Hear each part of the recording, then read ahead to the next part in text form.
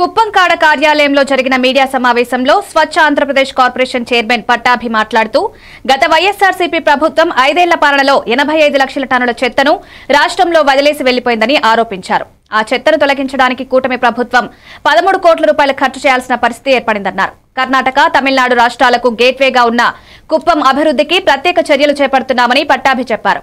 Kuppam dumping park నిర్మాణం, waste processing centre ఏర్పాటు, కొత్తగా 50 ఎలక్ట్రిక్ వాహనాల సమకూర్పు వంటి పనులు జరుగుతున్నాయన్నారు. ముఖ్యమంత్రి చంద్రబాబు సొంత నియోజకవర్గం కావడంతో చిత్తూరును బెంగళూరుతో పోటీ పడే విధంగా కుప్పంను అభివృద్ధి చేయబోతున్నామని హామీ ఇచ్చారు. ఈ సమావేశంలో MLC Kancharla Srikanth, project director Vikas మరమ్మత్ తదితరులు పాల్గొన్నారు.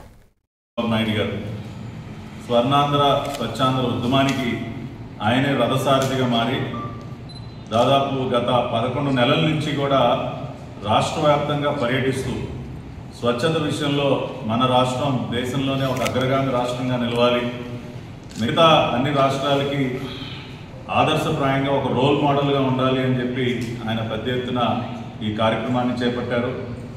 ప్రజలందరినీ కూడా భాగస్వాములు చేస్తూ ప్రతి నెల 3వ శనివారాన్ని స్వచ్ఛాంధ్రకి కేటాయిస్తూ దేశంలో మరే ఇతర రాష్ట్ర ముఖ్యమంత్రి కూడా ఇంత పెద్ద ఎత్తున ఈ స్వచ్ఛతా ఉద్యమాన్ని ముందుకు తీసుకెళ్తున్నటువంటి దాఖలాలు లేవు.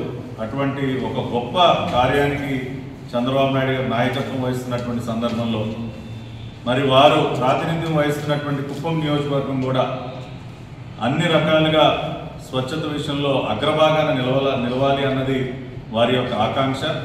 మరి వారి ఆదేశాల మేరకు ఈ రోజున నేను కుప్పం నియోజకవర్గానికి రావటం